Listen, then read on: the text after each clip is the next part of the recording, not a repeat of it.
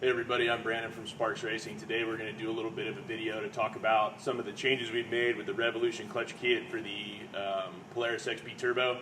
We get a lot of questions, a lot of emails, and there's a lot of sort of controversy and conversation about this kit and what it does and how it works and so on and so forth. So we thought it would be a good idea to make a little bit of a video so you guys can understand sort of what's going on here and the reasons why we did some of the things we did and just how the whole kit comes together and what you can expect to get out of it. Like many of us know, there's a lot of problems and we've had a lot of issues with the XP Turbo stock clutches, both with the belt, clutch durability, things of that nature. That's no secret. It's something we're all aware of. Obviously, some of us have more experience with it than others. So some of the things that you can expect to have issues with the stock clutches are primarily related to the belt.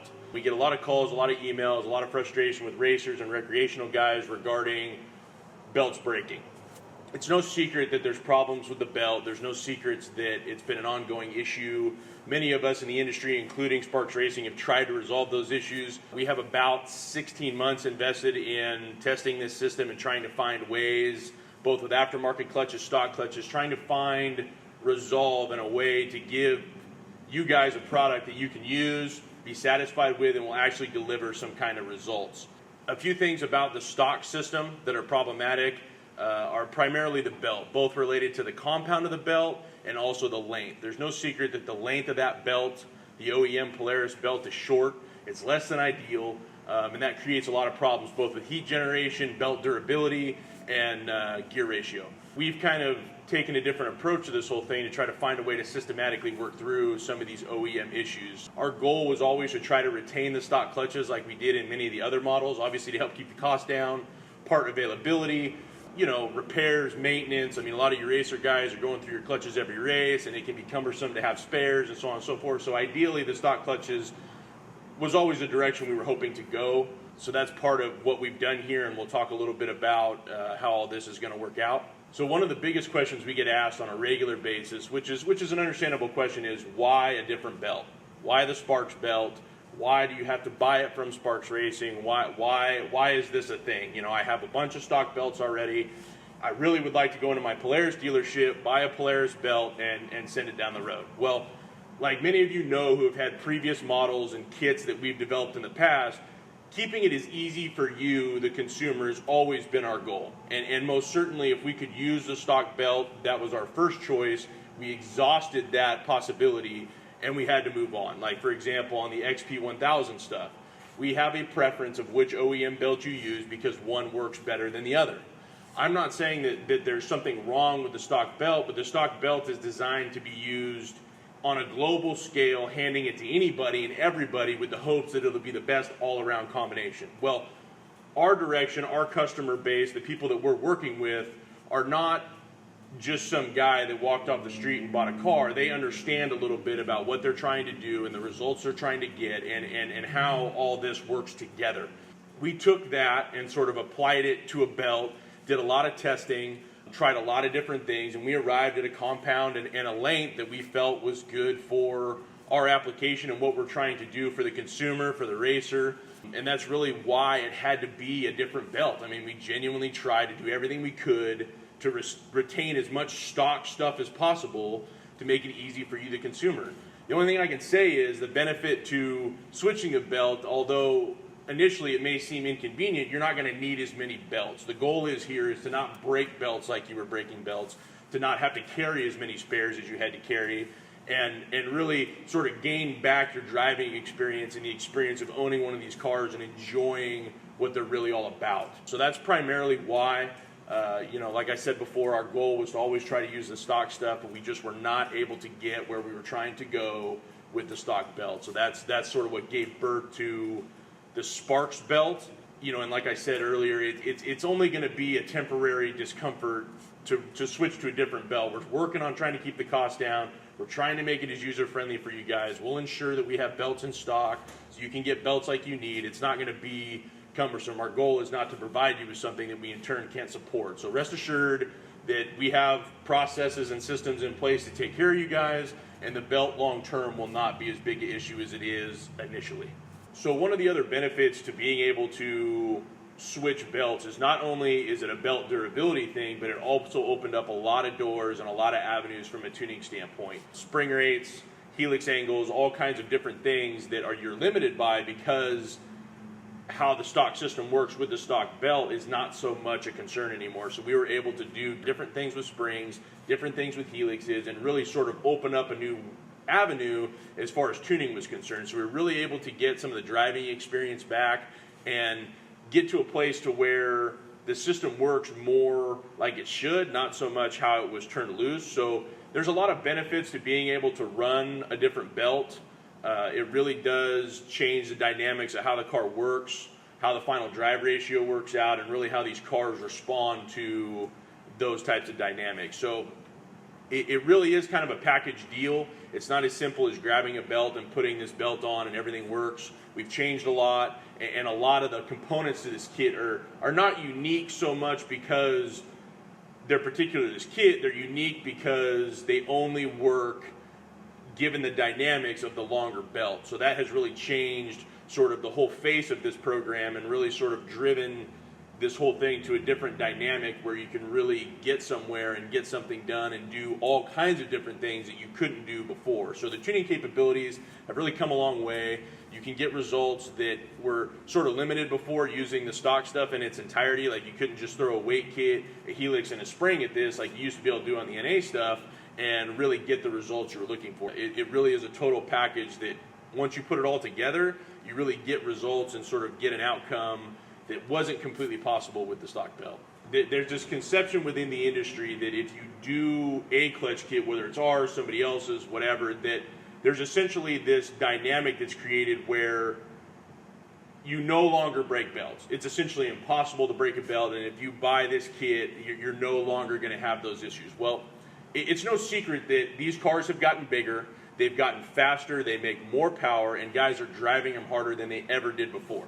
So we would never tell a customer or a consumer or somebody asking questions that you put this kit on and you can never break a belt. I mean, it's simply not true. I mean, it's a rubber band. I mean, so it's by far the weakest link in this whole system, and we're just trying to work within the constraints of a CVT system to really get somewhere to where you can at least enjoy the car, you can race the car, you can dune the car, you can do whatever it is you're trying to do with your family or whatever, and get to a place to where it's not in the back of your mind, all you're thinking about is, how do I keep from popping my belt? Where you can actually get back to a place where it's about enjoying your unit, however you're using it, and really understanding that it's not bulletproof, because it's essentially impossible to create a bulletproof CVT system when you have a belt that's 1.5 inches wide propelling a car that weighs 2,000 pounds that makes upwards of 150 horsepower. I mean, it's less than ideal. The conveniences that you get from having a CVT system, not shifting gears, being able to high, low, all those different things, those are all great. I mean, the CVT system is great, but it's still a belt. It's still relatively fragile compared to the rest of this car. So it needs to be understood that we're not portraying that this is a bulletproof solution. We're simply saying that this is a problematic environment, and we have made notable improvements on that system to get it to a place to where you can enjoy your car again and you can use it how when you purchased it you felt like you should have been able to. The expectations of the kit are this. You should expect to see better drivability, better tunability, better belt life, and lower belt temperatures if you're monitoring that. And what I mean by drivability is you basically end up back in a situation where this kit creates an environment where the clutches work like you expect them to. If you have any experience with Polarises and CVTs and so on and so forth, there's a certain amount of expectation that comes along with this system and comes along that you expect when you buy these cars and you take them out and use them. You get back a lot of your drivability. You get back to a reasonable amount of belt life as far as being able to use the car, drive the car, abuse the car, race the car, do what it is that you want to do with the car, and not have such a weak link. Who is this kit for? Is it for you? Is it for your buddy? Who's it for? Well, to answer your question, it's essentially for just about everybody. We service racer guys, we service dune guys, we service desert recreational guys, trail riders. I mean, King of Hammers, Works, whatever it is that you're doing, there's a version of this kit that will work for you. something that needs to be understood is that this kit is sort of a fluid system in the sense that there's not just one cookie cutter kit that goes in a box and either works for you or it doesn't. There's questions that we ask, there's things that we need to know about your car, about your driving, about the things that you're doing in order to sort of tailor a kit with the appropriate spring rates and helix angles to give you the best version, the best starting point of what you need as the end user. I mean, we have guys from all walks of life. We've had guys come in here with dune cars that they're simply taking to the coast, taking to Pismo, taking wherever, and driving around with their family, and they will blow through 5 OEM belts in a weekend. And so these guys come to us angry, frustrated, looking for just some kind of solution. I mean, they're breaking covers. I mean, it's a mess. These guys will put these kits on these cars, and they can now go to the beach, spend an entire week with their family, and it's not focused around spare belts and breaking belts. I mean, I'm not saying that they don't ever break a belt, but you can finally drive the car. Same thing with the desert guys. I mean, we've had guys that couldn't go 150 miles of racing BITD on a stock belt without chucking a belt. And then we install this kit, we configure it, we do what we think is the best shot, take it down to Mexico, and they can race the Baja 1000 on one belt. It's not magic, it's just a matter of getting something in there that these guys can use. It's the same thing with the King of Hammers guys. We have guys that came to us before King of Hammers this year, and they really wanted to make sure that they could rock crawl and not have any issues with belt slipping. Well, you can put this belt in there and it will not slip at low speed like the stock belt does. It's a different compound, it's a different length, the gear ratio is different. So the circumstances are such to where it works very well for that application as well. And those guys had good results. It's the same guys that go out in the flats of the desert and camp for the weekend with their family. They want to be able to load their 4-seat car up with their kids and their wife and go ride for a weekend and not have any belt issues. And you can do that. I mean, again, I'm not saying that you can't ever break a belt if you push your luck, but you can get to a place to where you can genuinely enjoy this car again, no matter whether you're a recreational weekend warrior dune guy, whether you're a desert guy, whether you're a rock crawler guy, a trail guy, whatever it is that you want to do, this kit will work. It will do what you want it to do. And enjoy your car again. That was our whole goal here. I mean, we have these cars, we race these cars, we dune these cars, and our goal here is to give you something that you can use that really creates a better environment to enjoy your car. I mean, and we're all about power. I mean, that's what our reputation is built on, is winning races and making stuff go fast. Well, we're trying to make these turbo cars go fast, and not only do we not want to, but even the consumer doesn't want to, because they're already chucking belts stock.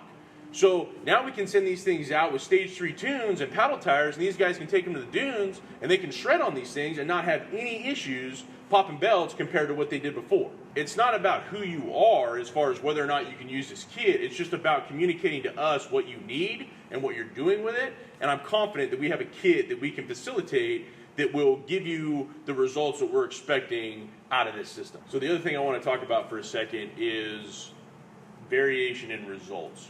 We get a lot of questions, a lot of concerns, and they're valid, about what kind of durability do we expect, can you expect out of using this kit? Well, it's much like a tire or much like anything else, where we establish these benchmarks and this data gathering system to be able to understand what we're expecting on a scientific level, to be able to collect data and what's reasonable. Now, there's no guarantees. I mean, again, like we talked about before, it's a belt, and so what you can expect is you can expect notable improvements over the OEM system, over any other system that we're aware of using the OEM parts and the OEM belt as far as belt durability. So, for example, I would expect if you could only go 500 miles before, it wouldn't surprise me that you could go 1,000. I'm not saying you're going to go 5,000, and I'm not saying you can't. I'm saying that that's what you can expect. And it really depends on a few things. One, what you're using it for, because obviously no matter how you set the car up, some environments and some driving conditions are going to be far harder on that system as a whole than others. That being said, it also depends on the end user's understanding and ability to really get something 110%, because we're doing our best to populate our data and be able to provide you with the closest baseline possible so that you're not shooting in the dark when you get this kit. But that doesn't mean you might need to take a gram out of it or do something and really understand your car as far as exactly what it weighs, the tire diameter, all these other things. I mean, the type of dirt you drive in. I mean, there's just no way for us to be everywhere all the time. We're here for tech support, absolutely, and we want it to give you what you want, but it needs to be understood that unfortunately, because of the way the system is designed as far as the CVT, there's a little bit of responsibility on the end user to work with us or have some limited understanding of how this stuff works and be able to collect data so that we can answer your questions and really make sure that your kit on your car is as dialed as it can get. As far as ordering the kit or answering any questions you may have, our website's fully configured to take your order. It asks all the necessary questions to configure your kit for you. If there's anything else we need to know, we'll contact you via phone or email to make sure that we have all the information we need. We're always here to help.